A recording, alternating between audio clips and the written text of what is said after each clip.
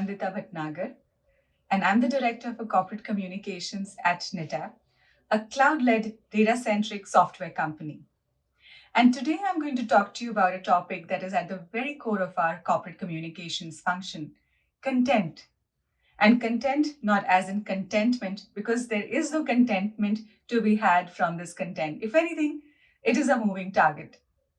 So if you look at it, it is the very fundamental basis of all corporate communications disciplines, be it PR, internal or executive communications, or the most recent arrival of social media. I think the revolution in terms of content started way back when social media first arrived on the scene. Suddenly, we were all compelled to create content that was authentic, witty, dejargonized, and like a real person was saying something. This is a far cry from the content of yesteryears, which was heavy on language, trying to sound more knowledgeable. Now we all try to sound more relatable than knowledgeable. And that's a refreshing change. But then it also brings on a lot of onus to corporate communicators to decide how to create this kind of content. I have some ideas that I have tried and tested, and they have worked for me, and I will share them with you today. And some of these ideas are not even mine, they are borrowed from various friends, communicators, fellow communicators, managers, bosses. So, thank you, all of you. Uh, the first thing is, how do we make content relevant? First, do we have the same attention span that we had when we were kids? I don't think so. Even though as kids we were supposed to have less of an attention span, adults growing up in the digital economy have lesser of an attention span simply because there is so much content everywhere. So if the content is not crisp, it is not headlined or subsectioned, I will not want to read it. But even before that, is the topic or the headline relevant enough for a broad audience or a niche audience, whatever the case may be? But the content has to be really thought out in terms of relevance. If we are talking about a technology, as in the case of NetApp, then we would like to simplify the technology to a point where not only decision makers, but regular people can understand with a little bit of a background on technology. At the same time, we would not like to dumb it down to a level where it loses its entire excitement. So then, of course, relevance of content and the audience that we're talking to. If it's a broad audience, then it's very important to interest the audience right away.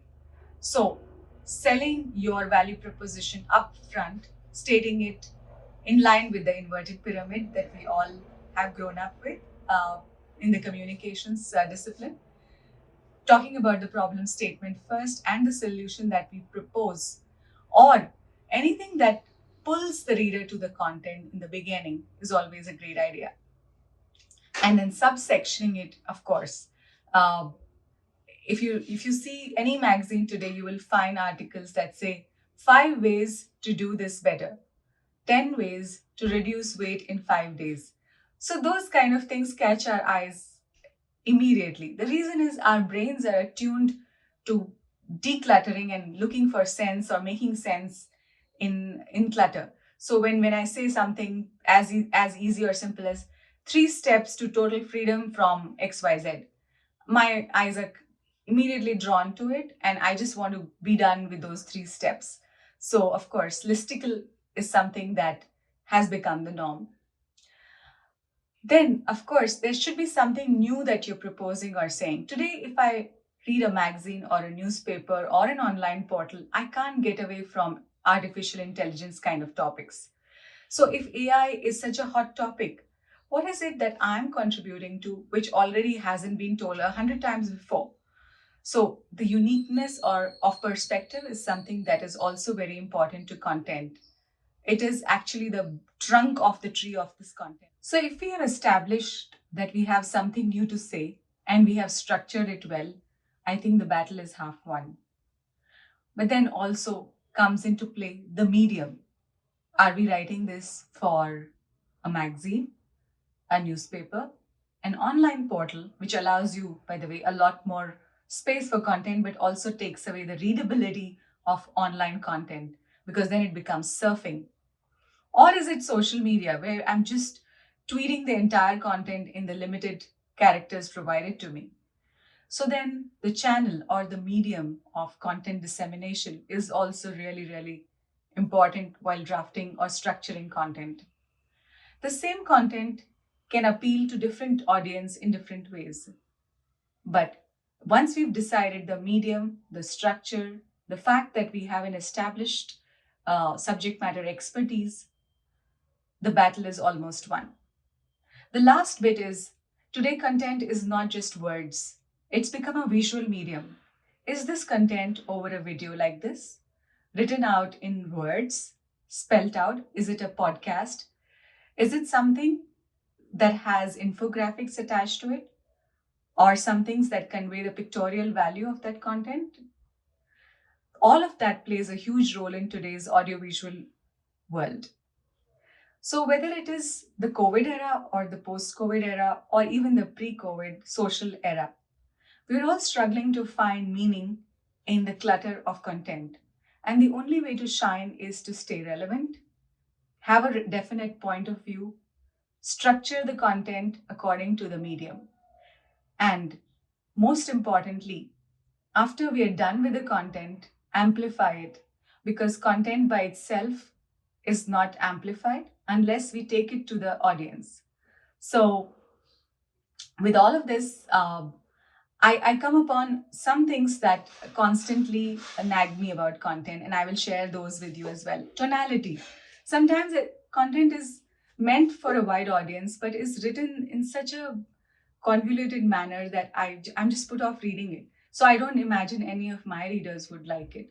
So whenever we write anything, it has to be free of uh, jargon or uh, long sentences, uh, those kind of hygiene things. But also that puts pressure on us for tonality. So the tonality has to be in line with the brand. If the brand is conversational, as most brands now aspire to be, I think the content also should move from being corporate speak with a lot of leverage, synergy thrown into it, and then move away from those words into normal people speak. At the same time, the dignity of a corporate brand should be maintained. So that is a tough task. The other thing that really annoys me about badly written content or badly drafted content is how similar things sound to each other and nothing stands out. So that's very important. The flow of content is very important. How we introduce the problem and its solution, and then therefore go on to describe what is it that really makes the solution work. So that's again really important. um, and the third thing that annoys me a lot about content is assuming that I know a lot of things. Jargon, acronym again. Acronyms, sometimes I Google acronyms to find completely different meanings from what is intended. So uh, I try to avoid that as much as possible. But being in technology, it's tough to not have some kind of jargon. But then your audiences are also different. So all of this points us to one North Star of content is read a lot of good content. Once we read a lot of good content, we figure out what good content really feels like and try to transfer the same experience when we draft something. So all the best and see you with some fabulous content. Thank you.